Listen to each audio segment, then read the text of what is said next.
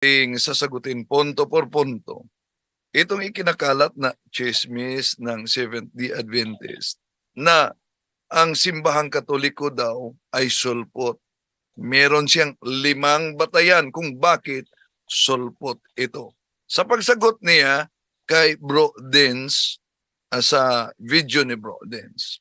Paano nga ba natin masasabi na ang Iglesia Katolika ay hindi isang sulpot? Sino nga ba talaga ang totoong sulpot? Seventh-day Adventist o Roman Catholic Church? Ngunit sa bidyong ito ay ilalahad natin ang 5 patunay na ang Roman Catholic ay siyang totoong sulpot. Una, ang Roman Catholic ay nangingilin ng linggo na galing sa utos ni Constantino. Pangalawa, ang Roman Catholic ay kumakain ng mga maruruming hayop. Pangatlo, ang Roman Catholic ay kumakain ng dugo, binigti, at mga inihahandog sa Diyos-Diyosan. Pangapat, ang Roman Catholic ay sumasamba sa mga ribulto. Ang panglima, ang Roman Catholic ay binago ang kautusan ng Diyos at walang patutuo na Jesus. Yon mga kapatid. Sa 5 batayan niya, napansin niyo ba? Ni isa, walang tumama. Kaya isa-isahin natin ito. Ano daw ang sabi niya? Sulpot ang simbahang katoliko. Kung sulpot man ang simbahang katoliko, therefore ito'y itinatag lamang ng tao. Pero bakit sa 5 inilatag niyang batayan, ni isa wala kayong marinig? Galing sa kanya na ang simbahang katoliko ay tatag lamang ng tao. Okay, punta tayo sa unang batayan niya at sasagutin natin. Paano nga ba natin masasabi na ang Iglesia Katolika ay hindi isang sulpot? Sino nga ba talaga ang totoong sulpot?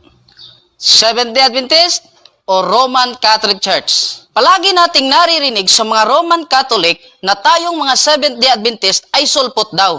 Ngunit sa bidyong ito ay ilalahad natin ang 5 patunay na ang Roman Catholic ay siyang totoong sulpot. Una, ang Roman Catholic ay nangingilin ng linggo na galing sa utos ni Constantino. At ang Seventh-day Adventist ay nangingilin ng ika-7 araw na Sabat tulad ni Kristo at ng mga unang Kristiyano. Okay, yon mga kapatid, no? Unang batayan niya na ang simbahang katoliko ay sulpot dahil nangilin tayo ng linggo na yun daw ay utos ni Constantino. Pero alam niyo ba, ang kanila mismong pamplito nagpatunay kung ano ang tunay na iglesia. Sa kanilang pamplito na ang pamagat Friendship Course sa Seventh-day Adventist, ito ang mabasa natin, Katoliko ang iglesia. Oo, Katoliko ang tunay na iglesia.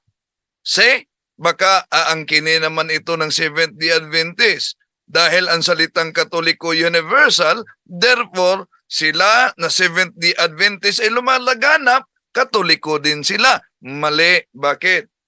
Kahit ang kanilang aklat na ang pamagat ay Answers to Objections by Francis Nicol sa pahina 578, mga kapatid, nilatag kung sino ang nagtatag ng Seventh-day Adventist at kailan ito sumulpot.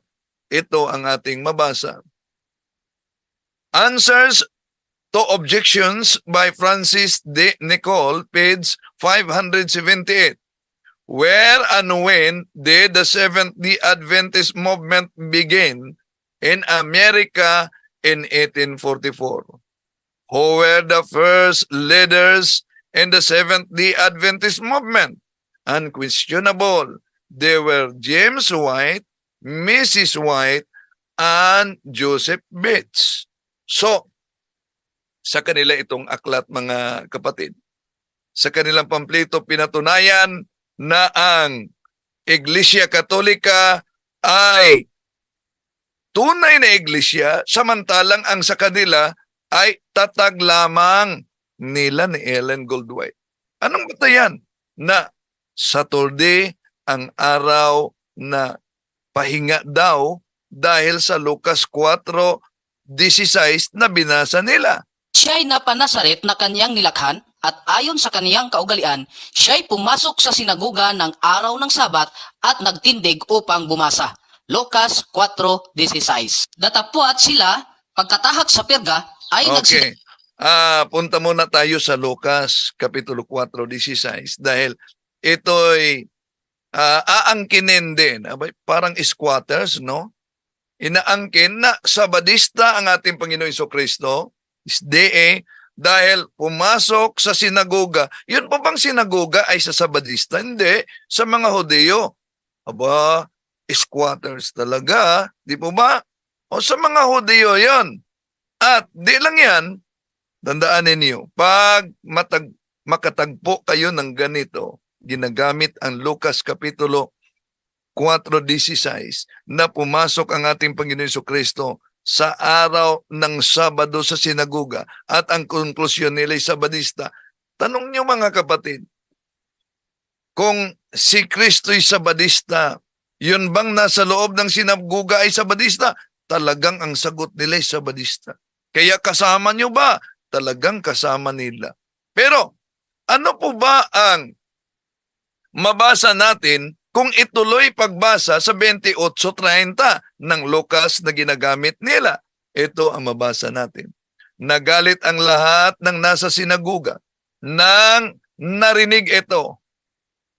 Nagsalita sila, nagsitayo sila at itinaboy siyang palabas papunta sa gilid ng bundok na kinatatayuan ng bayan upang ihulog siya sa bangin.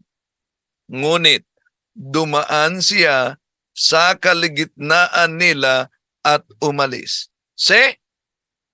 Ibig sabihin, kung aangkinin nila na Sabadista ang ating Panginoon Jesucristo, boy, ituloy lang ang pagbasa mga kapatid, yung mga Sabadista pala, ang gustong maghulog sa bangin ng ating Panginoon Jesucristo. Ikalawang punto, yung sinabi niya na galing kay Constantino ang pangilin ng Sunday. Mali. Wala naman siyang inilatag na history si Dan Maasin, kundi his story lang. Pero sa history, tingnan natin sa Europe Before Modern Times by O'Brien, itong mabasa natin. Pahina 194. Other feature of the early church, the sign of the cross and the veneration of the bodies of martyrs come from most ancient times. Sunday was kept holy from the time of the apostles. Sa history, yung linggo ay idiniklara na banal sa panahon pa ng mga apostol. Kung tandaan natin, si Constantino hindi ang nagsimula sa linggo, kundi idiniklara niya na magiging official state religion ang simbahang Katoliko dahil before the conversion of Emperor Constantine, paganism was the state official religion and then Christianity was subjected to persecution. At nang naideklarar na niya sa pamamagitan ng Edict of Milan, yun din idineklarar na dapat sumunod sa linggo na nauna nang idineklara kahit mismo sa mga apostoles na yun ang araw ng pahinga.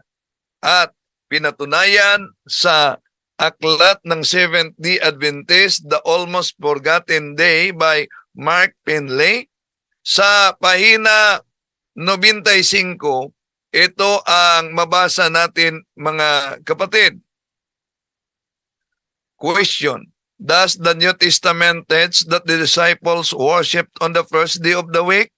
Answer: It is often stated that the disciples and the early church kept the first day of the week honor of the resurrection in honor first day of the week holy in honor of the resurrection of Christ. See? Napakalinaw na ang linggo kahit na sa kanilang aklat pinatunayan na banal na araw sa mga Kristiyano. Kahit nga yung aklat sa kanilang founder na si Ellen Goldwhite. Ito, Acts of the Apostles, mga kapatid, at Cebuano version. Pero sa pahina 493, ito ang mabasa natin. Ang adlaw nga igpapahulay gibalaan pagbantay ni Juan, pinadayag kapitulo 1 bersikulo 10. So ang araw ng pangilin umano, yon ang binanggit sa Revelation chapter 1 verse 10. Tanong, yun po bang revelation na pinatunayan kahit na sa kanilang founder na si Ellen Goldwhite, Revelation chapter 1 verse 10, yun po ba ay araw ng Saturday o yun po ba ay araw ng linggo? Kaya basahin natin ang sa banal na Biblia sa Pahayag kapitulo 1 bersikulo 10 kung anong araw ang tinutukoy ni Ellen Goldwhite dito na araw ng mga Kristiyano sa pagpahinga. Pahayag 1:10, isang araw ng linggo soma Diyos ang aking diwa, narinig ko sa likuran ang isang malakas na tinig, nawaring isang pakakak. So, makita natin na yung kanilang pinatunayan sa aklat ni Ellen Goldwhite na Revelation chapter 1 verse 10, linggo kahit pa sa isang Biblia ng Bibliang ito ay the message, Sunday talaga, wala kayong mabasang Saturday, mga kapatid.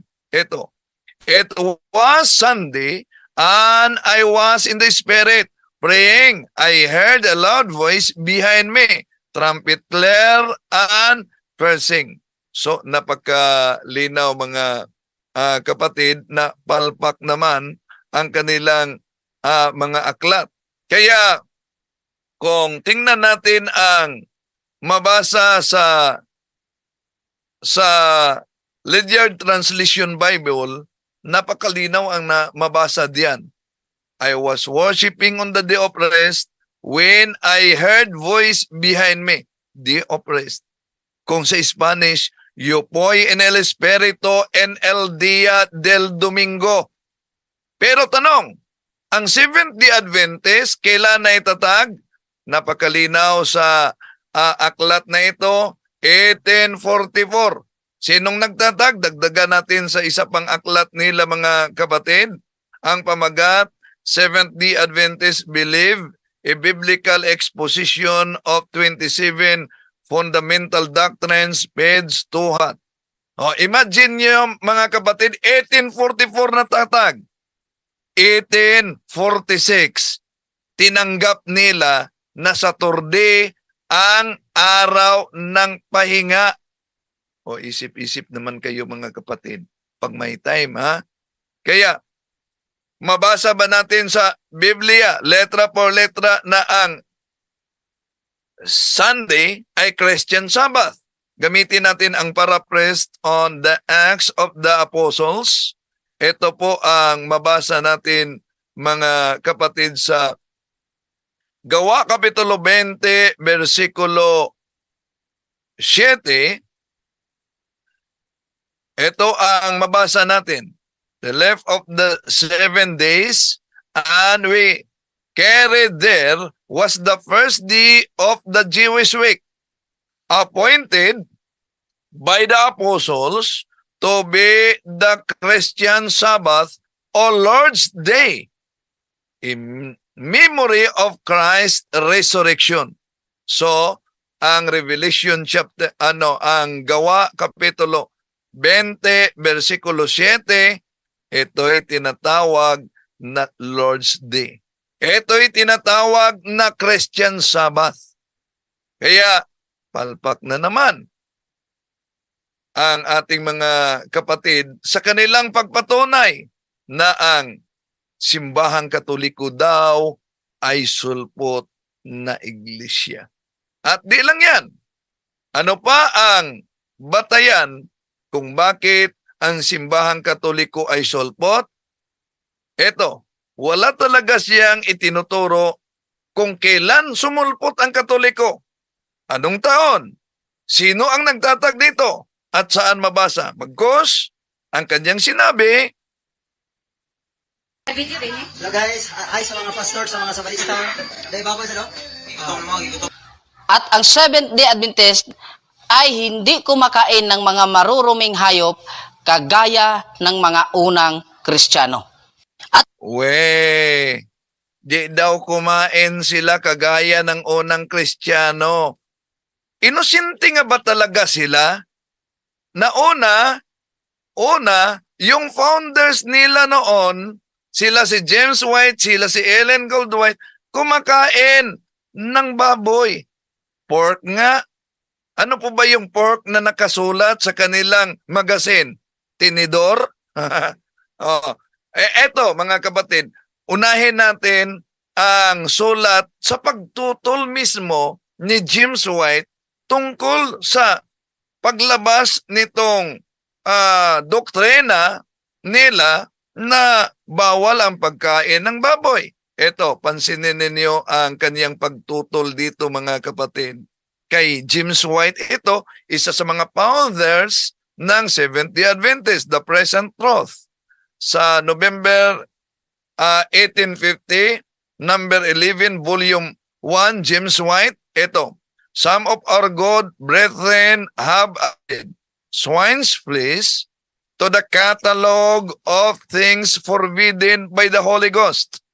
And the apostles and elders assembled at Jerusalem, but we feel called upon to protest against such a course as being contrary to the plain teaching of the Holy Scriptures. Shall we lay a greater burden on these disciples than seemed good to the Holy Ghost and the holy apostles of our Lord Jesus Christ? God forbid. Their decision, being right, settled the question with them and was a cause of rejoicing among the churches, and it should forever settle the question with us. Dagdag pa niya. Ito, let us come to the New Testament. And what do we find? Certainly, if eating swine's flesh is a sin in the sight of heaven, in this dispensation, the New Testament has in some way thought as the fact. But we find that the New Testament does not directly nor indirectly teach any such thing. Sinapansin nyo ba, mga kapatid, ang sulat mismo ng kanilang isa sa mga founders na tinututulan yung pagkain ng baboy na ipinagbabawal noon. Bakit? Ito, makita ninyo ang isang pamplito nila, magazine nila. Ang pamagat dito ay Adventist Review by Jerry Moon, Abril 22, 1999, sa page 7. Para malinaw, ito, pakita natin. So, ano nakasulat? Napansin nyo ba? Ito, mabasa natin, mga kapatid. James and Ellen White were still apparently using pork. Di po ba? Sa magazine nila yan, were still apparently using pork. Kaya kung yung tinatawag na pork, baboy yan o hindi, baka sasabihin nila, tinidor yan. At baka sasabihin naman nila, mga kapatid, noon, kumain sila. Pero ngayon, hindi na. Ito po, aklat ni Ellen Goldwhite. pwede niyong orderin sa kanila, si Ellen Goldwhite. Anong pamagat? Counsels on Diet and Foods. Bakit? Ano po ba nakasulat sa kanilang aklat? Imposible naman mga kapatid pag sila'y inosente. Ano daw? Karumal-dumal daw ang pagkain ng baboy, ang pagkain ng lechon. Ang baboy sapagkat may hati ang paa at baak, datapwat hindi ngumunguya, karumal-dumal nga sa inyo. Leviticus 11:7. Okay, so, karumal-dumal. Bakit? Kung karumal-dumal, kumain sila si Ellen Goldwhite. Tinututulan ni James White ang naunang doktrina. At hindi lang yan. Sa aklat na ito, na ang pamagat Counsels on Diet and Foods, alam niyo ba mga kapatid, yung mga bata pwedeng kakain ng baboy. Sa anong pahina? 350. Sa mga Seventh-day Adventist, sige nga, pakibasa sa inyong kopya.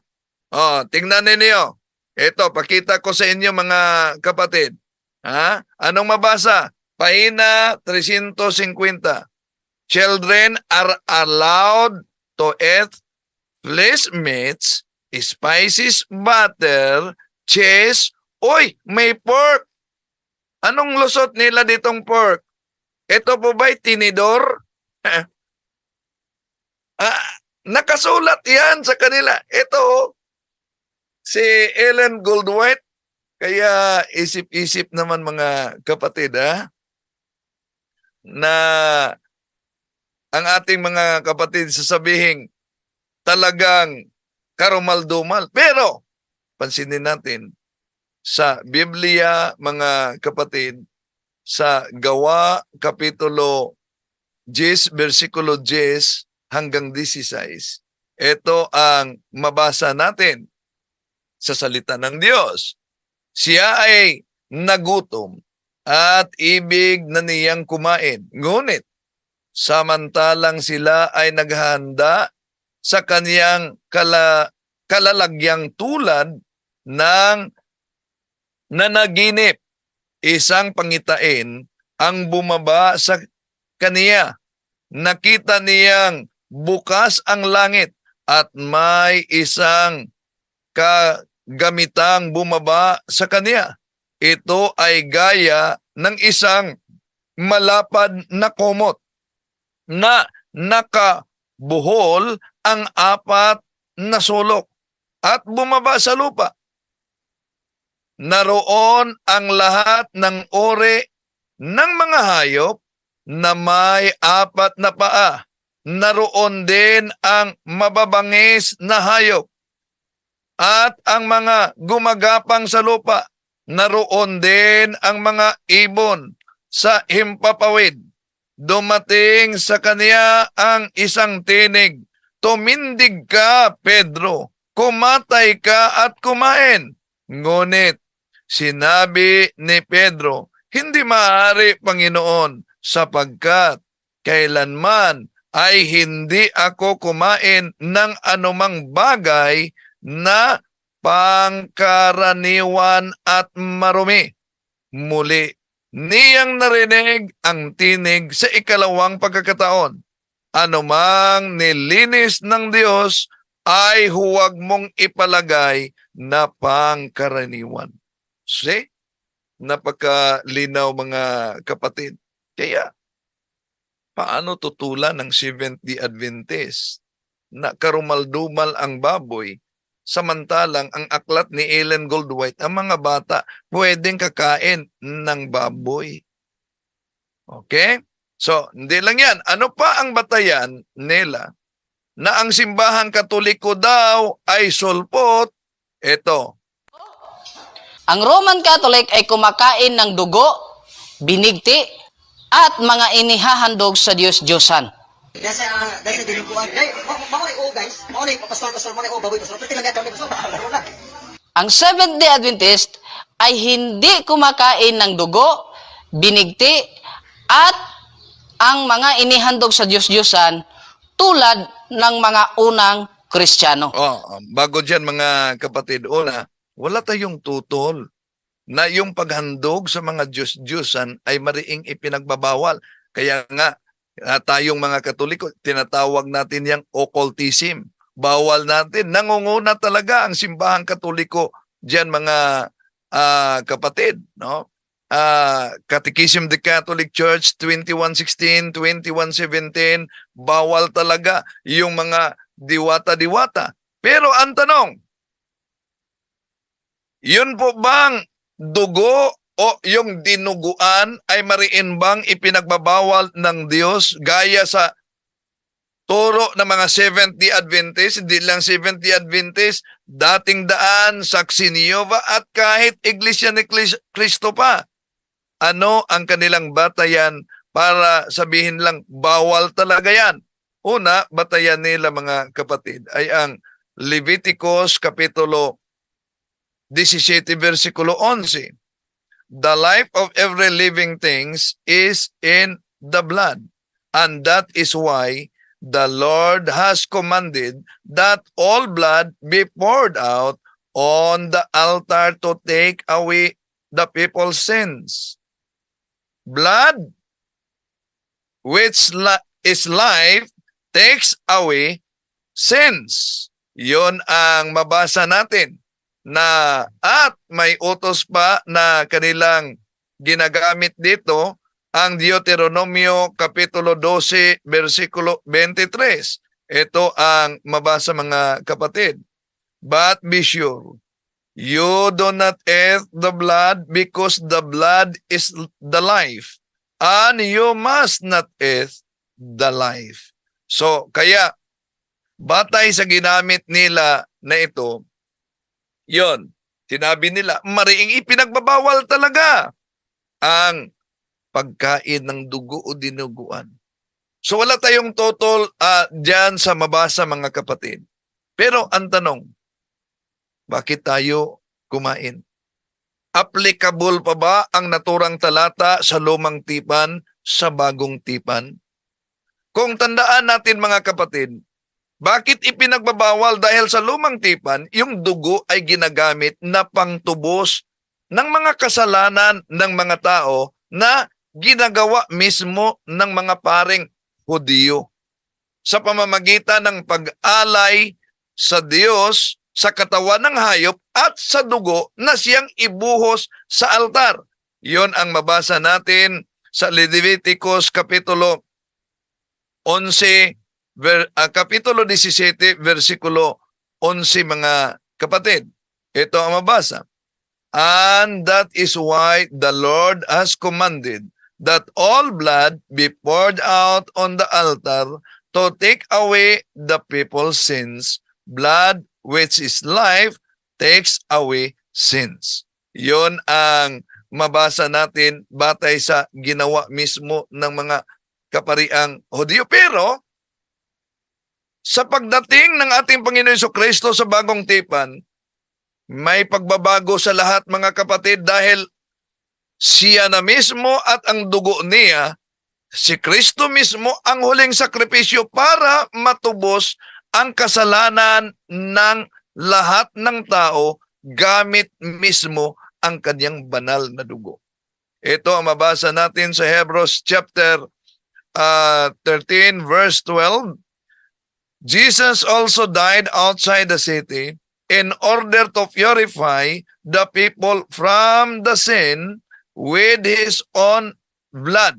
So napagkalinaw mga kapatid na gamit ni Kristo ang kanyang banal na dugo para tayo'y mapatawad. Kaya sa kanyang pagkamatay, napawalang bisa na yung lumang kautusan sa pagkain mula sa Old Testament. Tulad ng pagbabawal kainin yung baboy, lalo na yung dugo. Bakit? Kung tingnan natin sa Efeso Kapitulo 2, versikulo 15, ito ang ating mabasa. He abolished the Jewish law with its commandments and rules in order to create out of the two races one new people in union with Himself, in this way making peace. See? Napakalinaw ang nakasulat sa Efeso Kapitulo 2, versikulo 15, At sa Episo Kapitulo, ikalawang Corinthians, Kapitulo 5, versikulo 17, ito din ang mabasa natin mga kapatid. So, whoever is in Christ is a new creation. The old things have passed away. Behold, new things have come. So, napakalinaw mga kapatid sa pagdating mismo ng ating Panginoon. Kaya, kung tingnan natin ang mabasa sa Biblia, nilinis na ng Diyos ang lahat na pagkain na itinuturing na marumi nung unang panahon. Ito, balikan natin ang pagbasa sa Acts chapter 10, verse 15. Ito ang ating mabasa. The voice spoke to him again. Do not consider anything unclean that God has declared clean. Napakalinaw mga kapatid. Ang tinig, ang busis mismo ng Diyos ang nagsabi diyan. At kaya sa New Testament, sa pagdating ni Kristo, binago na niya. Mismong ang dugo niya ay ipinainom mula sa isang baso ng alak na siyang totoong dugo ni Kristo dahil ito'y nagtubos sa atin at nagbigay kaligtasan. 1 Corinthians chapter 11 verse 25. In the same way, also the cup after supper, saying, this cup is the new covenant in my blood. Do this as often as you drink it in remembrance of me. So, napakalinaw mga kapatid. Pero, may ginagamit silang talata para patunayan na bawal talaga, lalo na sa New Testament, yung pagkain ng dugo o dinuguan. Na kayo'y magsiilag sa mga bagay na inihain sa mga Diyos-Diyusan, at sa dugo, at sa mga binigti, at sa pakikiapid. Kung kayo'y mangilag sa mga bagay na ito, ay ikabubuti ninyo, paalam na sa inyo. Ang mga gawa, Kapitulo 15, talatang 29. Pangapat, Yun, bago tayo sa pang-apat mga kapatid, no? Gawa Kapitulo 15, versikulo 29. Kung tingnan natin ang ginamit niyang talata, nabigo pa rin para patunayan na ang simbahang Katoliko ay isang sulpot o tatag lang ng tao. Sa talatang binanggit niya mga kapatid, tama ang nakasulat, mali lang ang unawa. Dahil kung tingnan natin, Bible must be interpreted according to the context in which it emerges. Ang Greek na ginagamit sa salitang abstain, diyan sa Gawa Kapitulo 15, versikulo 29 mga kapatid, ay apikistai, na iba sa Greek na kulo, nang ibig sabihin ay totally o forbid, na lubos na ipinagbabawal. So, kung tingnan natin ang Greek na kulo, na ang kahulugan ay forbid o lubos na ipinagbabawal, yung nakasulat sa ginagamit na Gawa Kapitulo 15, versikulo 29, ang Greek dyan ay apikestai, na ibig sabihin umiwas, abstain. So, tulad yan mga kapatid sa Roma Kapitulo 14, versikulo 21, na may nakasulat na abstain, na ginagamit diyan. At ibig sabihin, abstain sa pagkain ng karne o pag-inom ng alak, hindi yan totally na ipinagbabawal, kundi isang disiplina. Ito ang mabasa natin, Romans chapter 14:21. It is best to abstain from eating any meat or drinking any wine. So, yon ang mabasa natin mga kapatid. So, yung pag-iwas ay hindi totally na permanenteng ipinagbabawal, kundi patungkol lang ito sa disiplina. Ganyan din ang nakasulat sa Gawa Kapitulo 15, versikulo 29 na ginagamit nila sa Seventh-day Adventist at sa iba pang sikta, mga kapatid. Pero kung tingnan natin ang mabasa sa Biblia ayon sa sulat ni San Pablo sa Hebreo Kapitulo 13, versikulo 9, ito ang mabasa natin. Huwag kayong patangay sa mga sari-sari at kakaibang katuruan. Mas mabuti para sa atin ang mapanatag ang ating kalooban sa pamamagitan ng kagandahang loob ng Diyos kaysa pamamagitan ng pagsunod sa mga utos tungkol sa pagkain.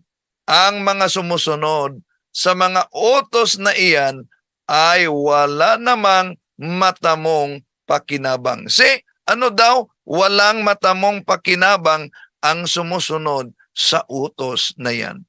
At ngayon, punta na naman tayo mga kapatid sa pang-apat daw batayan kung bakit naging sulpot ang simbahang Katoliko. Ito ang kanyang pahayag. Ang Roman Catholic ay sumasamba sa mga ribulto. Ang pangalan ni San Antonio ay tanihag sa buong Santa Iglesia Katolika at ang kanyang imahe ay sinasamba at iginagalang ng may malaking debosyon sa maraming lungsod sa mga islang ito. At ang Seventh-day Adventist ay hindi sumasamba sa mga ribulto. O na mga kapatid, isa-isahin natin itong pahayag ni Dan Maasin. Ito ang kanyang ginamit, no? Na ang Roman Catholic daw ay sumasamba ng ribulto dahil nabasa niya sa isang novenaryo ni San Antonio de Padua, pero may pinutol siya. Una, tama ang binasa ni Dan Maasin, ngunit maling-mali yung unawa niya at napaka-misleading. Bakit? Dahil gusto niyang ipalitaw na ang lahat ng uri na rebulto, mga kapatid, ay mariing ipinagbabawal ng Diyos. Diyos-Diyosan. Diyan siya nagkamali. At ang iba pa mga nagsusulputan. Dahil sa Bible, may rebulto ng mga Diyos-Diyosan na ipinagbabawal, ngunit may rebulto naman ng mga santo o banal na ang Diyos mismo ang nagpagawa nito. Malinaw na turo yan sa Biblia.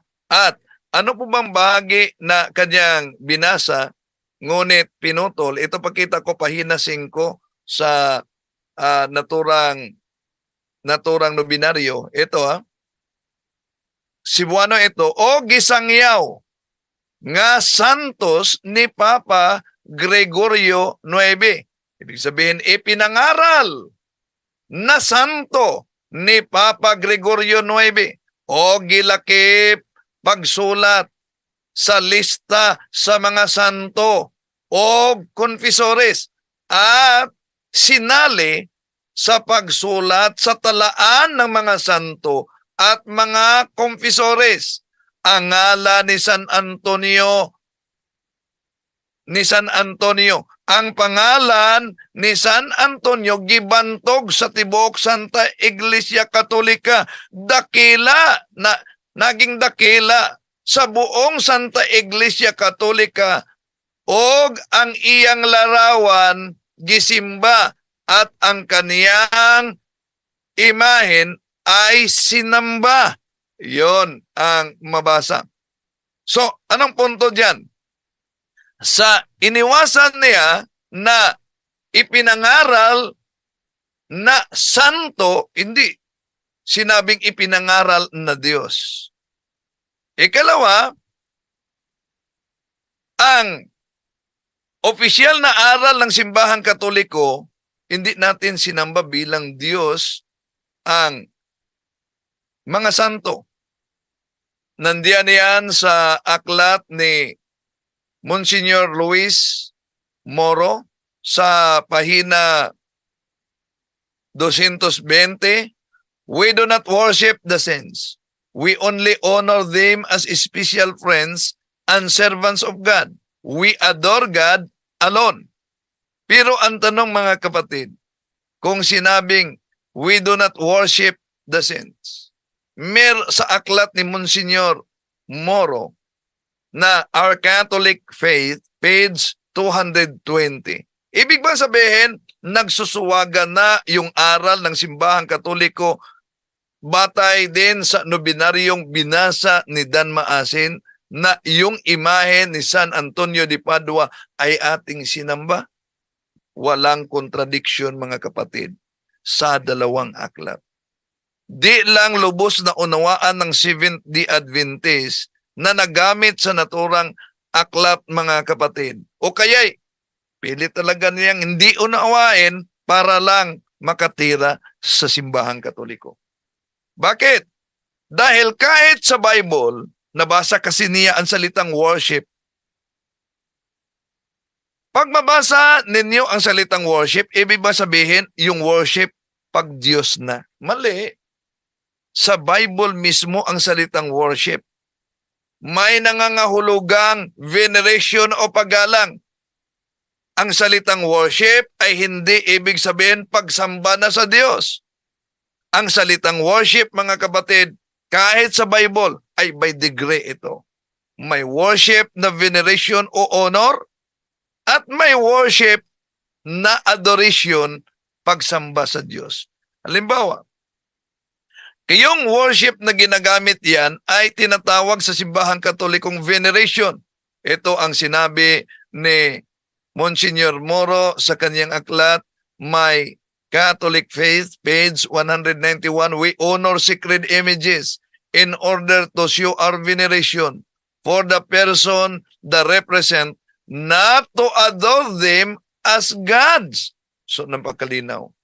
At kung tingnan natin mga mahal na kapatid,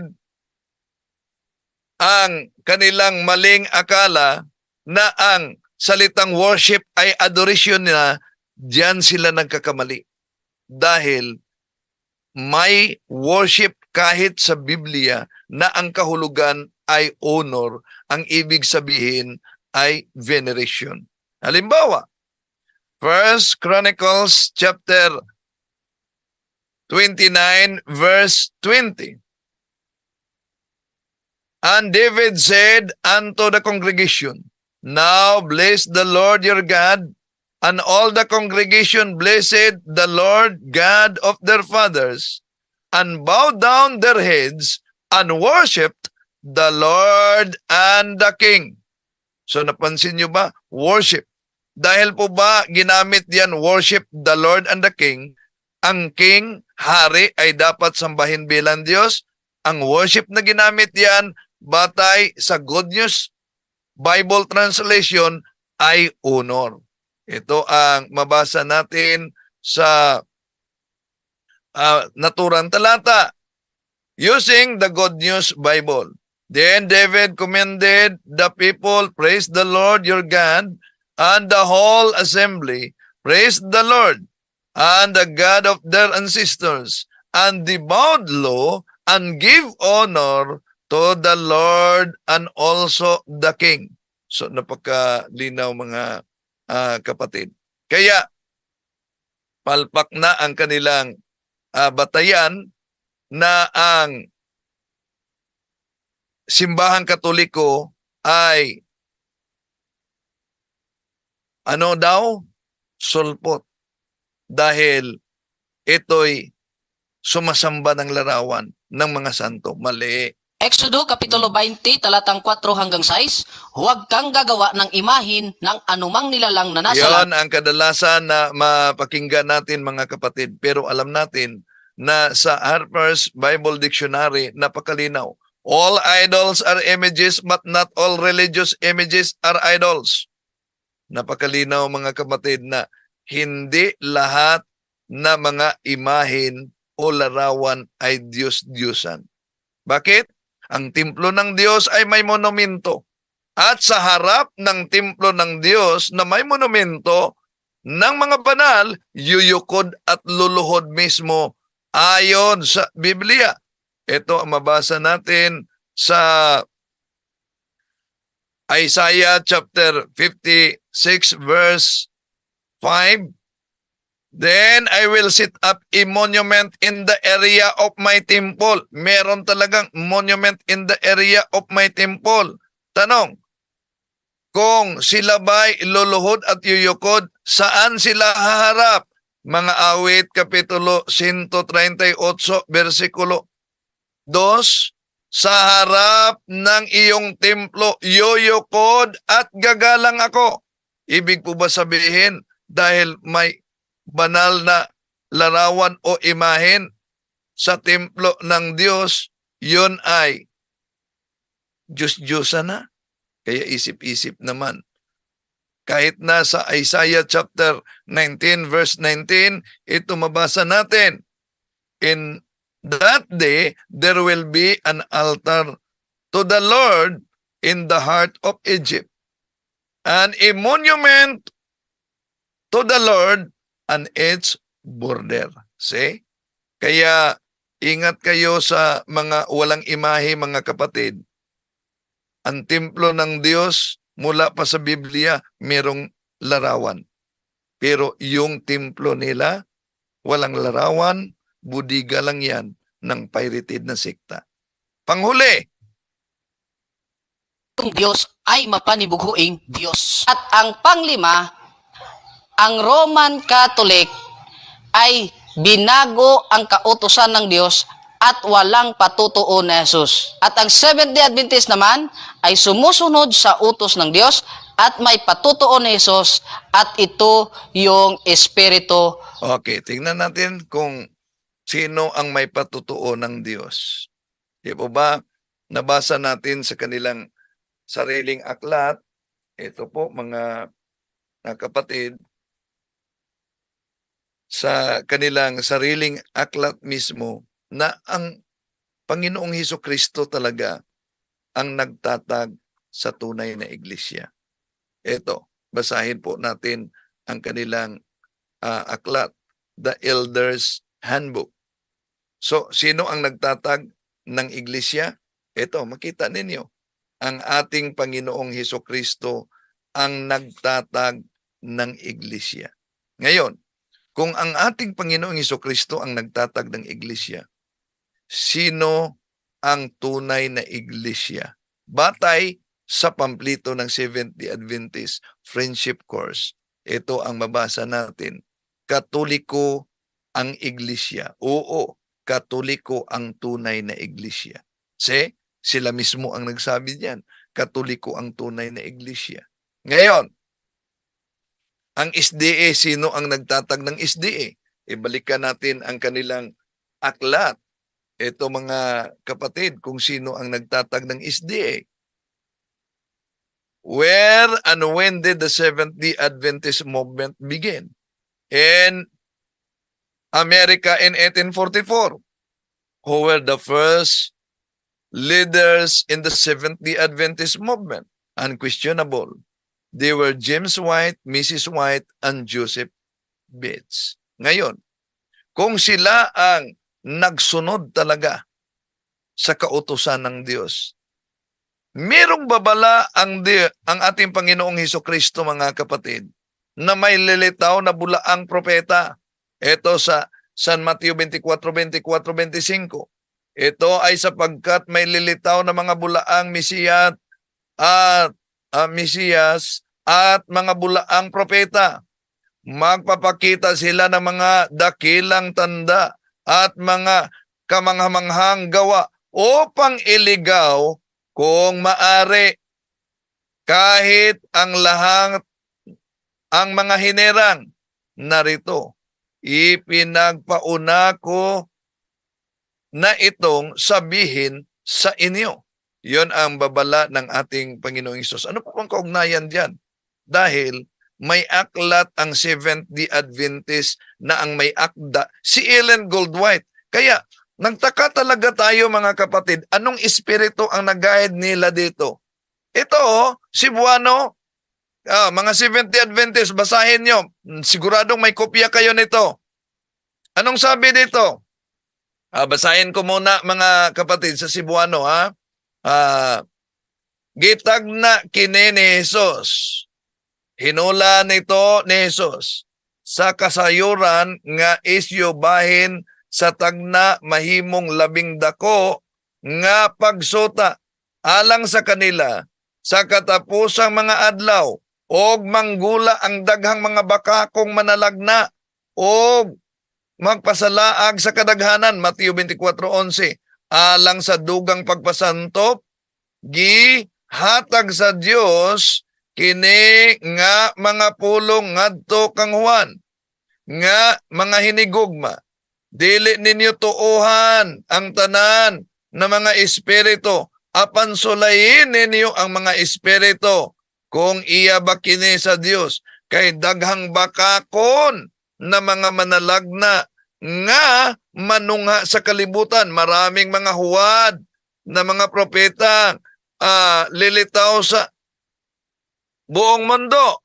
Unang Juan 4:1, hinuon lakip na si Ellen White. Nako, ano daw? Pati na si Ellen White, nasa kanilang aklat yan. Kaya anong uring espiritu ba talaga ang nagturo sa kanila na pati ang kanilang founder ay magiging yung huwad na tagapangaral? At ano ang mangyari? Ito pa, nagtaka talaga tayo sa kanilang aklat, mga kapatid.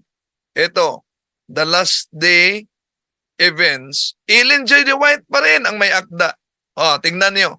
And thou, Capernaum, Seventh-day Adventist, who have the great light in the point of privilege, shall be brought down to hell. Naku, ano daw? Ang Seventh-day Adventist, batay sa kanilang aklat, itatapon sa impyerno. Sige, pakita natin ito, mga kapatid. Baka sabihin nila, abay, pinutol ninyo. O kahit pa, ituloy niyo pagbasa ito. Sinong itatapon sa impyerno? Seventh-day Adventist talaga. Di po natin layunin, mga kapatid, na saktan ang damdamin sa ating mga kapatid sa ibayong pananampalataya, lalo na sa Seventh-day Adventist. Sinagot lang natin punto por punto. To make his message known is our responsibility.